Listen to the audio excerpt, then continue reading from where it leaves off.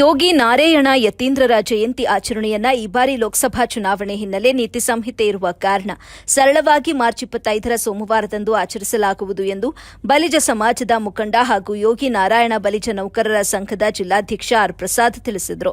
ನಗರದ ಪತ್ರಕರ್ತರ ಭವನದಲ್ಲಿ ಮಾಧ್ಯಮದವರೊಟ್ಟಿಗೆ ಮಾತನಾಡಿದ ಅವರು, ಜಿಲ್ಲಾಡಳಿತ ಸರಳವಾಗಿ ಆಚರಿಸಲು ಅನುಮತಿ ನೀಡಿರೋ ಕಾರಣದಿಂದ ಯಾವುದೇ ಮೆರವಣಿಗೆ ವೇದಿಕೆ ಕಾರ್ಯಕ್ರಮಗಳನ್ನು ಅದ್ದೂರಿಯಾಗಿ ಆಚರಣೆ ಮಾಡದೆ ಸರಳವಾಗಿ ಹಾಗೂ ಸಾಂಕೇತಿಕವಾಗಿ ನಡೆಸಲು ತೀರ್ಮಾನಿಸಲಾಗಿದೆ ಅಂತ ಹೇಳಿದರು.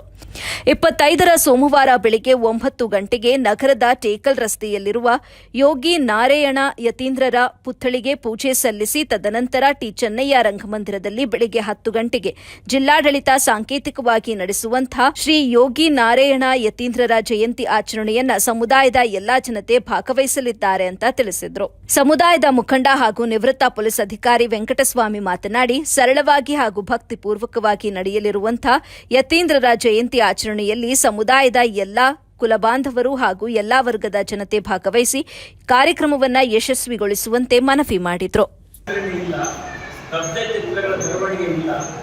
ಸಾಂಕೇತಿಕವಾಗಿ ಸರ್ಕಾರದ ವತಿಯಿಂದ ರಂಗಮಂದಿರದಲ್ಲಿ ಬೆಳಿಗ್ಗೆ 10 ಗಂಟೆಗೆ ಶ್ರೀ ಯೋಗಿನಾರಾಯಣ ಯತೀಂದ್ರರ ಭಾವಚಿತ್ರಕ್ಕೆ ಪೂಜೆ ನಮನ ಸಲ್ಲಿದೆ.